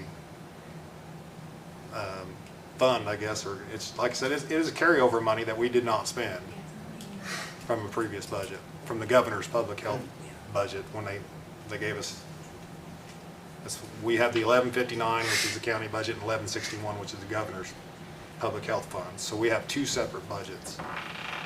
The 1161 last year and in 2024, the money that came from the governor, we did not spend it all. And that money is still, as I understand it, is sitting here. And Yes. At the beginning of the year, you had $480,755 in that fund. yeah, so they have allowed us to spend some of that money on this. Matt, correct me if I'm wrong, because it's been a minute, but isn't the reason why we had such a budget shortfall was because the governor's fund Is took a was cut. drastic cut, right? Yeah, we went from 485,000 to 160,000 this year. So that was the big cut. But they keep telling me that it's a 2-year budget. After next year, they hope that budget will increase. But there's no guarantees on that until it goes through state. Any other questions? I move to accept the additional appropriations as presented. Second. We have a motion and a second. All those in favor signify by saying aye. Aye. Aye. Those opposed? Thank you, Mr. Shirk. Thank you. Thanks, sir. Mr. Bills, we're next. Hello, I'm here. I believe Jane emailed all of you about a month ago now with our approved salary increases at corrections for 2026. It's a 4% increase, 2.8% I'm looking at as the cost of living increase, and then a slight actual raise, 1.2%. So total of 4% that they'll see on their paychecks. It was approved unanimously by our advisory board at our January meeting. I believe there was one question I think Jane had put in an email she sent you if anybody had any questions to contact myself or Brandon. I know Kay, you wanted to see a copy of our fund right now. And just to point out on that fund, that is just funds that are in our, what we call our project income fund and CTP fund. That doesn't include grant money we just received for 26. That is just money we have that has built up. The 1.525 million is money that we have built over time. And then that also includes, we're up, as I put in a little note I put in with the packet, 53,000 over the same period we had as what we had in our fund last year at the same time, and that was after paying $550,000 out of our fund to the county to help with the Women's Center. So we were still able to come out with $53,000 increase in our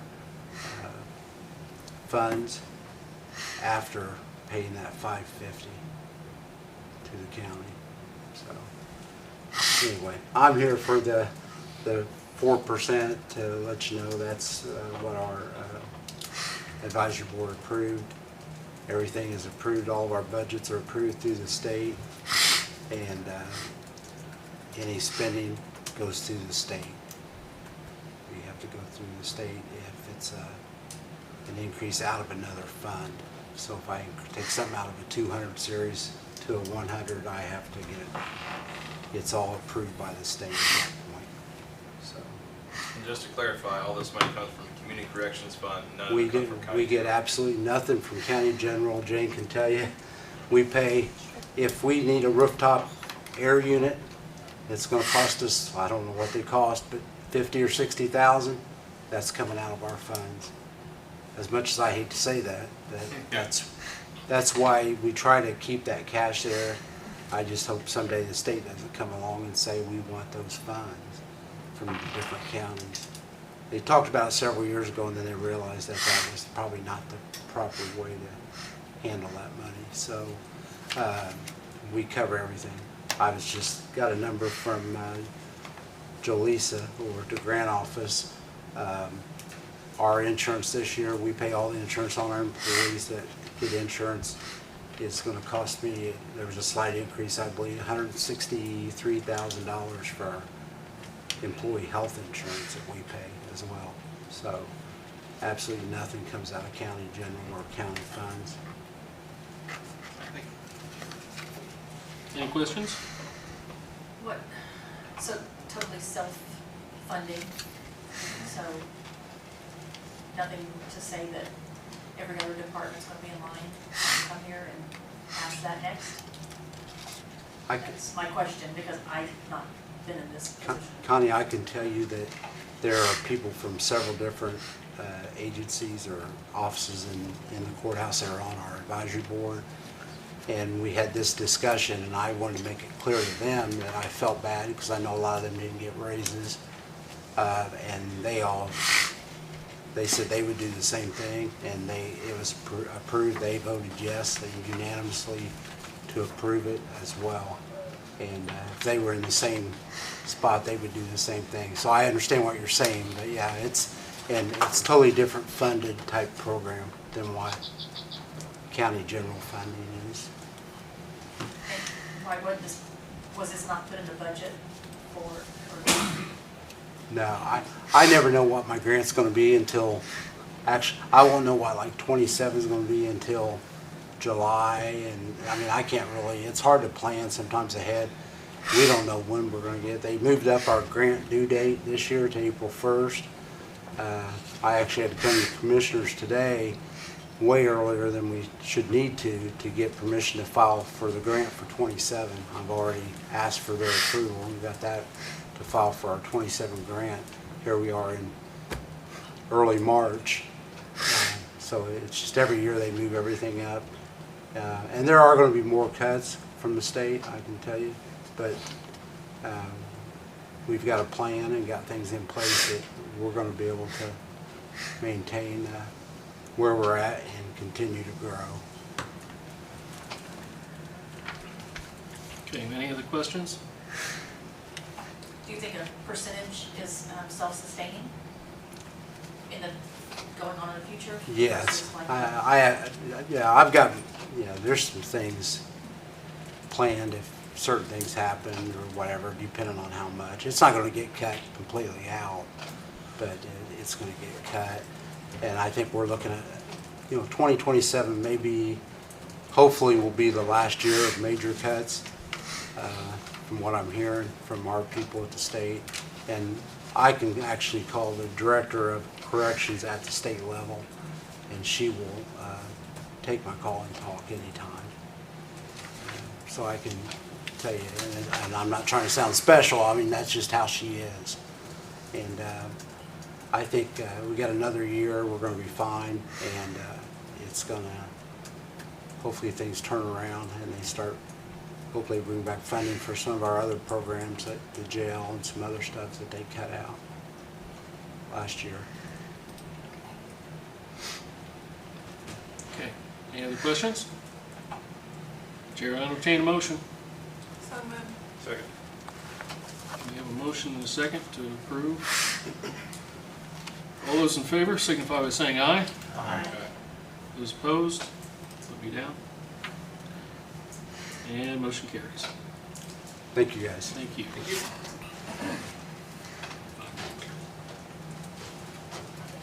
All right. Good Corps, Mr. Burgess.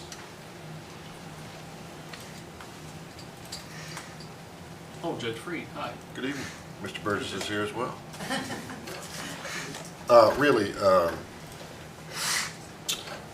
Steve outlined, it's the same rubric that Steve just went over with you, so I won't trouble you with that again. Same advisory board, same vote, same day, source of the money, our own internally generated fees, none of the raise, I say raise singular, not plural, we're drug court obviously is a very small organization compared to community corrections. But, yeah, just a raise for my director here. Brandon comes completely out of our internally generated fees, no appropriated money from our regular budget. Just as Steve described to you earlier, really it's all the same. We're governed by the same board, by the same grants, and it was approved just as his was. In fact, on the same day. So I would also ask that you just approve the board's, our internal advisory board's approval of the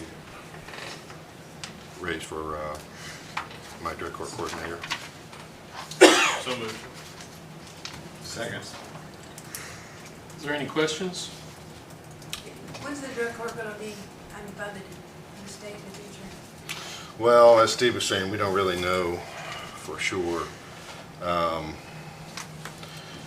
We're not real hopeful for, you know, the next year, as Steve was saying. I think it's probably some more rough water, certainly this year and for next. But we do have enough user fees to survive.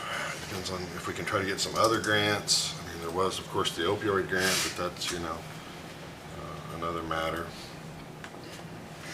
Our other employee, our part-time employees, funded through that grant, whereas Brandon's salary is funded through our internally generated fee fund. So I don't know. It's an unknowable thing. It's extremely worrisome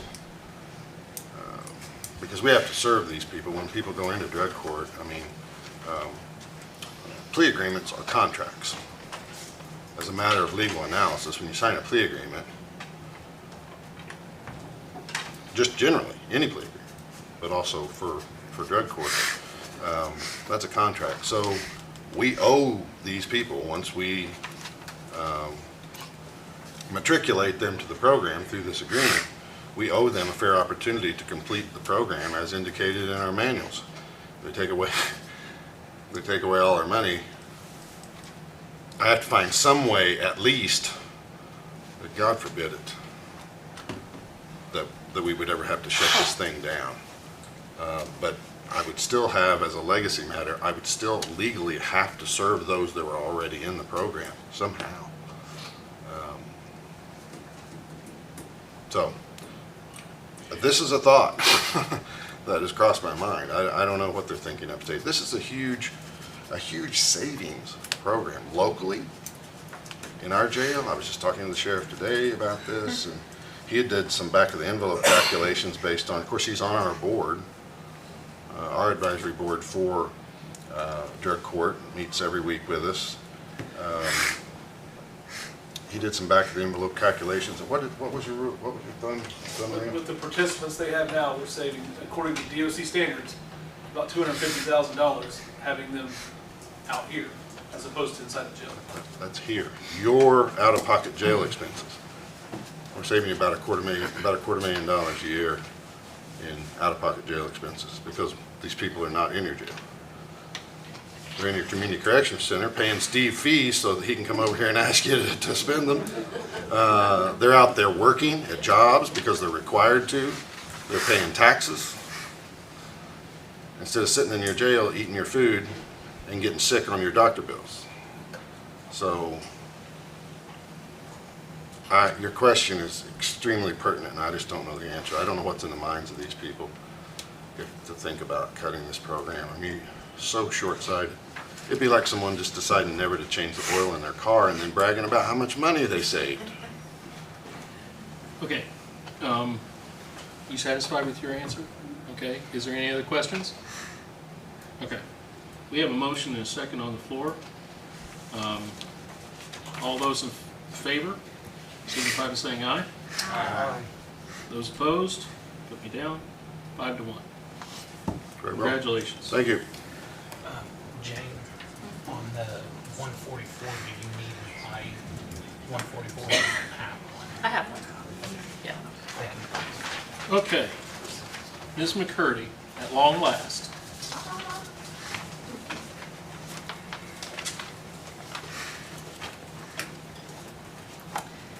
Hello, you guys probably remember me from the last time I was here in October. It was right after the hiring freeze was implemented. I had offered the job to our office manager on September 2nd, and then that night, you guys implemented a hiring freeze.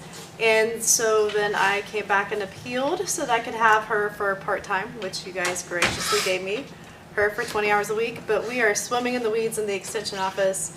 We are well into our enrollment for 4-H. We have other programs going on, and we need to have her full-time in the office so that we can have the office opened every day of the week. Right now, she's just there 3 days a week, so we have to close the office some days because we don't have coverage. And it'd be super helpful to have somebody in there full-time for those hours. So I'm just asking you if we can boost her hours to the 33.5 hours per week that's already budgeted and appropriated. I'll make a motion.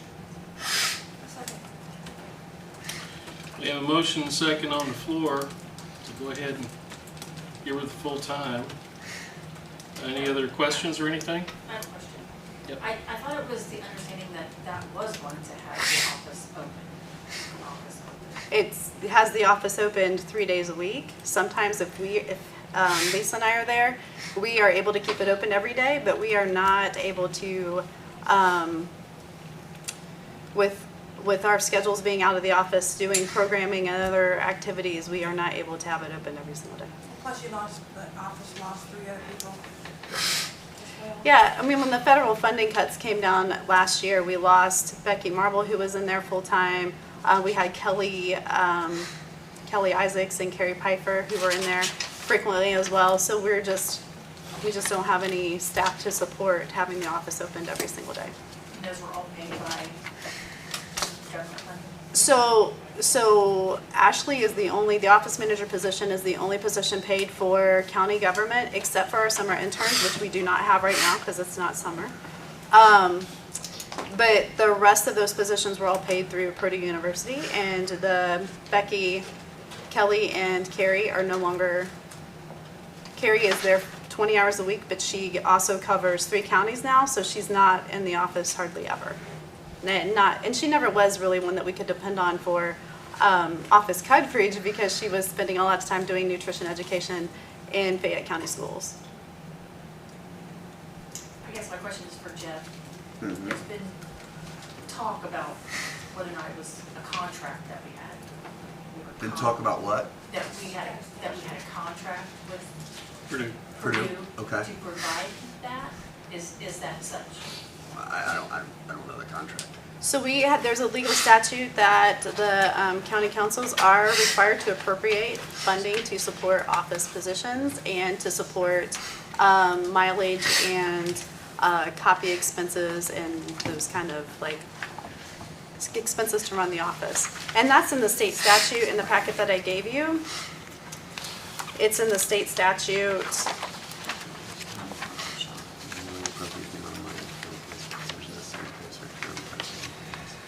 My papers are sticking together.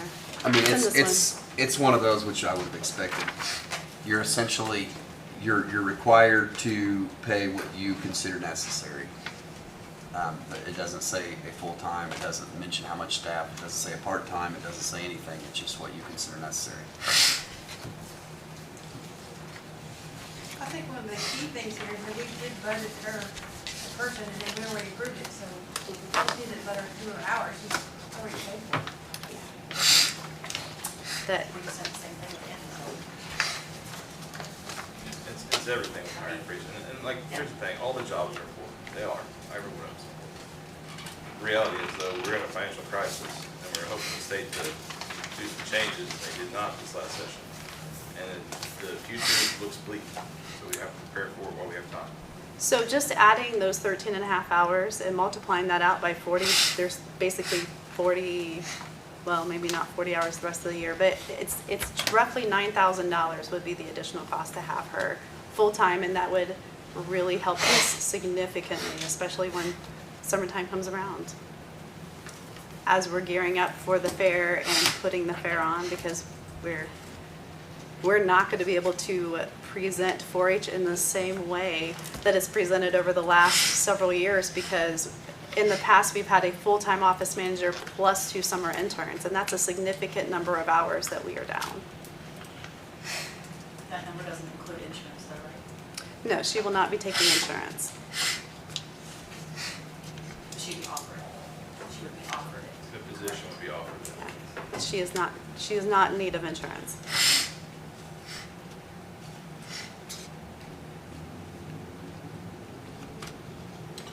So, I believe we have a motion and a second on the floor, correct? Okay. You want to do a roll call? Let's do a roll call. Durham? I'm sorry, you said no? No. Okay. Riker Keaton? Yes. Patterson? Yes. Navi? No. Stewart? Yes. Bennington? No. It's another tie vote. 3-3. Well, any other discussion? May I say nothing? If you wouldn't mind, wait until the patron concerns. I'd be happy to. This is our. Oh, you're the employee. This is the Okay, office well, please manager. do. I'm sorry. I'm sorry, I haven't met you. I'm sorry. This is Ashley Snyder. She has been with us since October.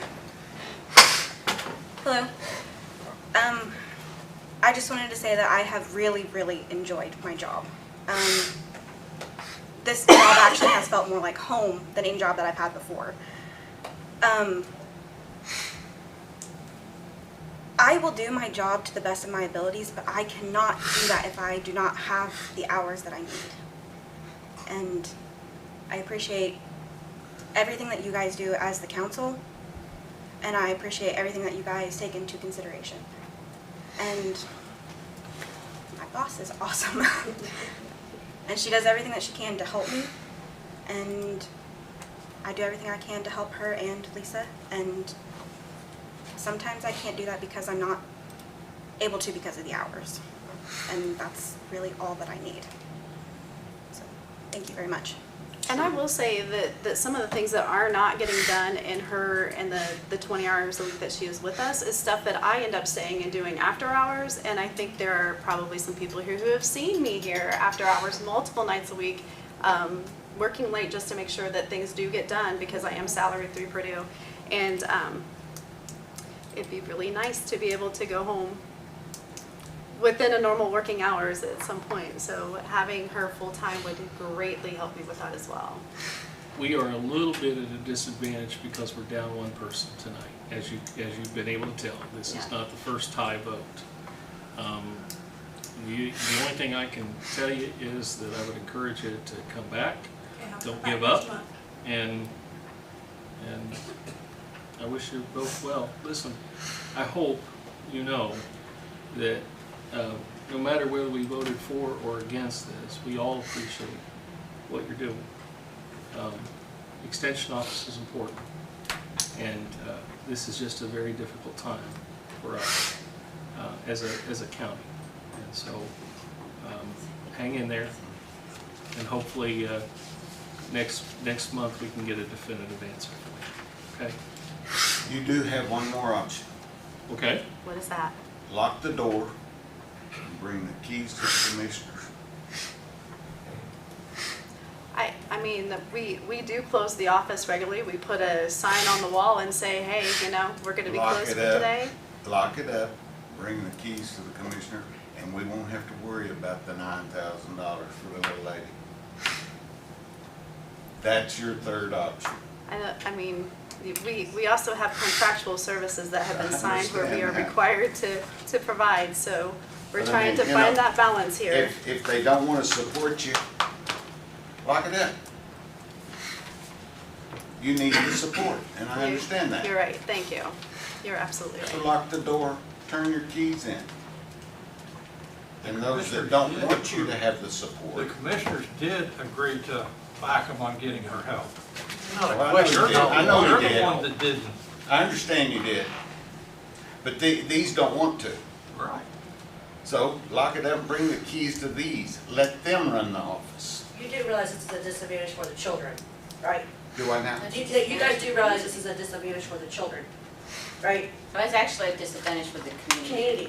Community. Yes, It's I agree. $9,000. You gave another office a part-time person to move to full-time, $9,000. I Come agree. on. As a parent of 4-H kids, this is ridiculous, $9,000. Come on, Sorry, we've apologize. been real respectful throughout. I'd like to continue it for the rest of the time, okay? It's a 3-3 vote, unless somebody's got a different motion. The only thing I can tell you is, we're at a little bit of a disadvantage tonight, okay? Although I need to ask, hang on just a second. I need to ask our council something. Okay. The sidebar here.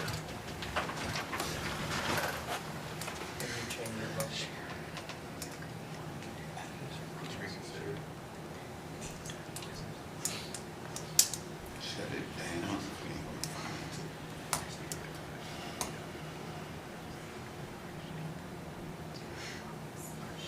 She's aware of everything, she's heard the motion, she knows they're in favor of.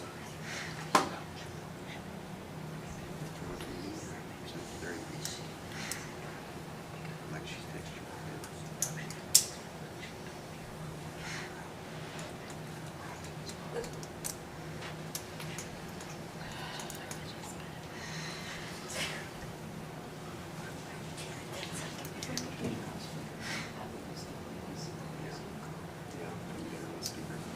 Okay, hang on just a second.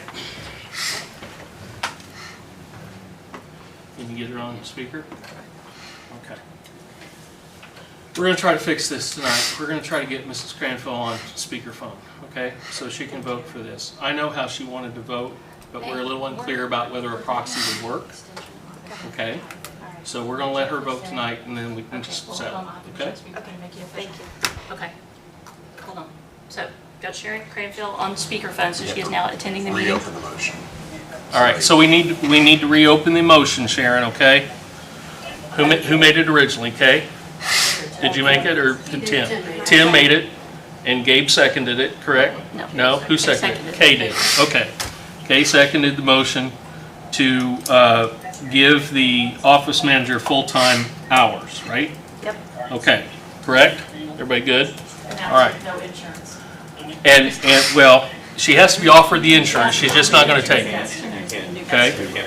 You can't parcel that out. All right. Just for clear, this is a new motion. This is a new motion, okay? So, let's do another roll call. And please, everybody vote the way you did before, for goodness sake. Durham? Mike, I forgot. Riker Payton? Yes. Patterson? Yes. Nobby? No. Stewart? Yes. No. Okay, I'm sorry. Stewart, no, I'm getting like echo. It's driving me crazy. Okay, Cranfield? Yes. Okay. Motion passes, Thank you.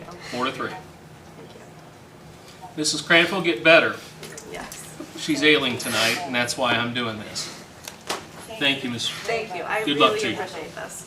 All right. All right, thank you, Sharon. Get better. Didn't think of it, to be honest. I think some of it new is absent any different kind of information.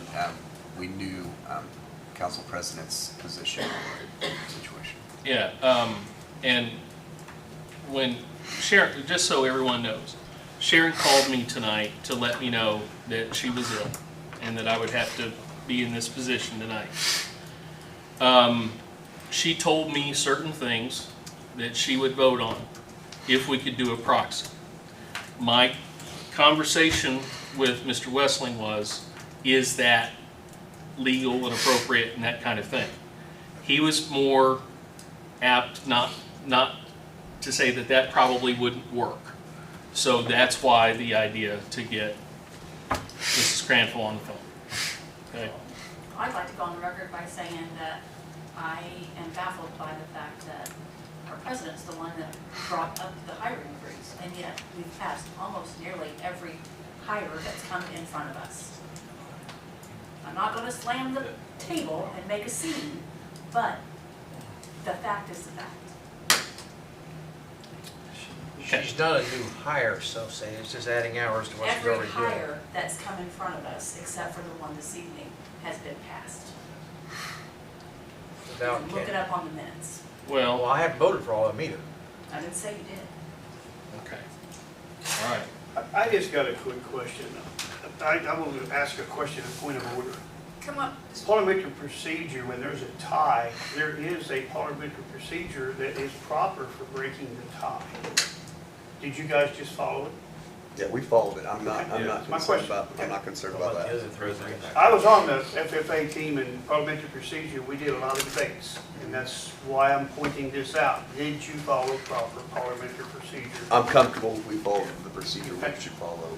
I'm just asking the question, that's all. Well, there's also different options. There's Robert's rule, there's all kinds of different options. Exactly. I'm comfortable, we handled it the way we should have handled it. I'm good with that. Okay, folks, we're not quite done yet. There's no old business. Mr. Jones? Just real quick, I know everybody's ready to get out of here. Would Jane, I have to pass. I got one for you too, Jane. This is just my commissary report that I have to give to you guys. It's the Jamie Knoll rule, just to make sure we're not doing anything that we shouldn't be doing. I wanted to give you guys, I think it's the last 4 months. So if you have any questions about that. The ham and cheese was okay, the rest of it was lousy. All right. Don't ask me how I know how.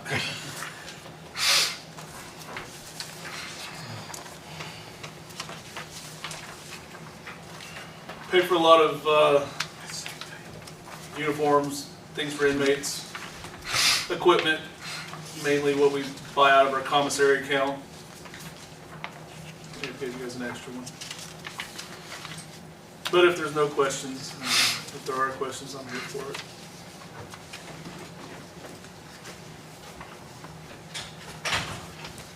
Is your department getting the Centos part of that?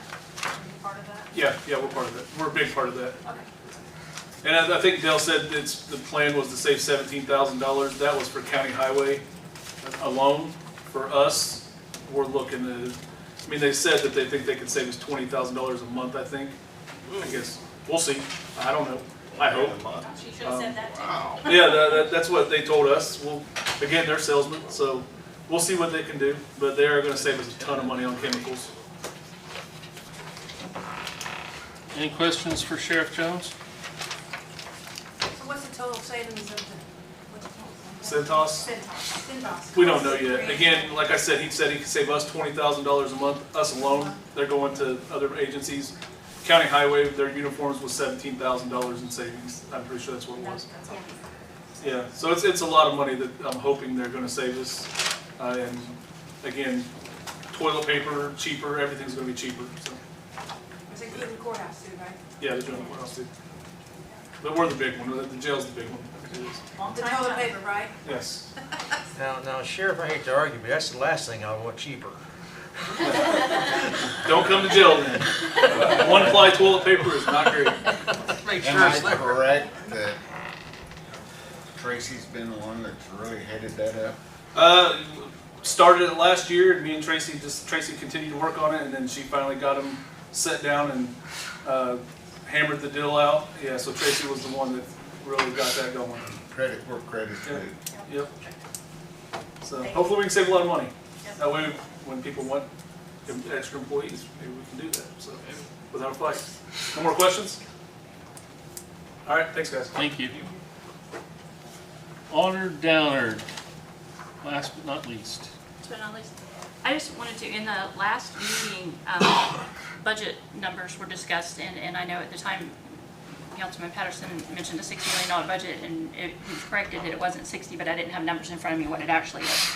So I just wanted to, for council's benefit and for anybody listening, what council actually budgets, here's a copy of your ordinance that you passed at budget time, is $18,368,000. There's 30 funds that are budgeted funds, and that's what's discussed at budget time. We have an additional 156 funds that are county dollars but not budgeted funds. So like in that's going to be things like well, like the animal shelter, all the donation funds are part of that. That's county money that you can do additional appropriations, but we don't budget it.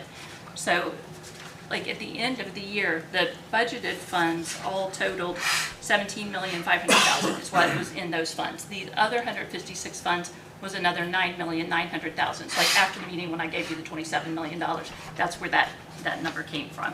So of the other funds that are on your financial report that you see, those are all either custodial funds or just pass-through funds. They're funds that are like the 6,000 series are called settlement funds, the 5,000s are payroll clearing funds. So even though you're looking on a report and you might see the receipt number, that's not county money. It's not our funds. So I would hope. Can you label those and give me copies of those?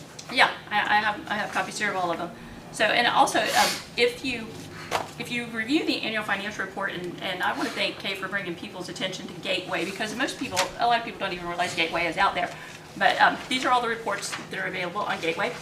And just so y'all know, these are all the reports that I do. Like, I'm the one that I'm Gateway for all of these reports for the county. So any of this information that you would want at any point through the year, you don't have to wait. Like, I just uploaded the annual financial report. But if you had information or you had questions about any of this, you don't have to wait until the report is out there, because most of these are only entered one time a year. So I can answer any questions on any of that. And I'll send this to all of you.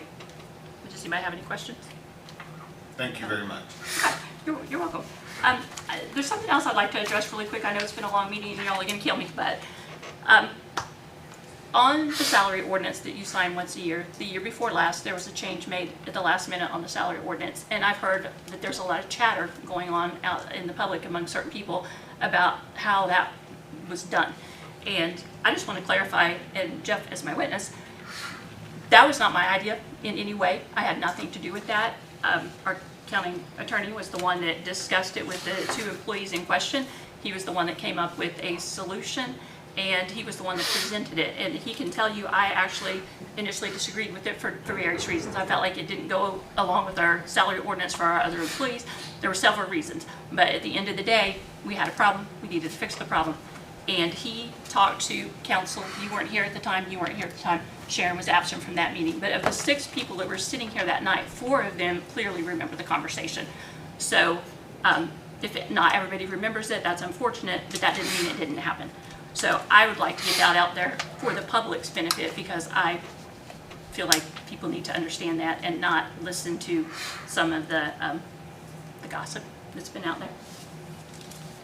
So that's all. I'm done. Okay. If anybody had any questions, I can answer them, or Jeff can answer them, but I hope that puts that to rest. I will certainly fall the sword. At the time, I thought I was brilliant. I still think I'm brilliant. I know a lot of people disagree. I thought it was we had a problem, and it was a way to fix the problem, and so it was absolutely my idea. I'll bet you're a lawyer, aren't you? Okay. Thank you, folks. Do we have any patron concerns tonight? I got one thing I want to say, Scott. Okay. Like Connie, I would say I'm very disappointed in the council. If we have a hiring freeze, the purpose is to stop the hiring so that we can continue to have the services that we need in the future. Along with that, I'm really disappointed in our council, because we continue to talk about saving money, and last year we had the opportunity to save $80,667 from the county council and county commissioners not receiving insurance, and we elected not to do that. So when we talk about saving money, there's $80,000 that we all could have done, but 4 people on this council chose not to do that. I think we should remember that when we talk about saving money. Anything else, folks? All right, Chair will entertain a motion to adjourn. Second. I'm sorry, you did that. Okay. We have a motion and a second to adjourn. All those in favor signify by saying aye. Aye. Those opposed? I'm sorry. Who seconded? I think it was, who seconded it? Gabe? Thank you. All right. We are adjourned.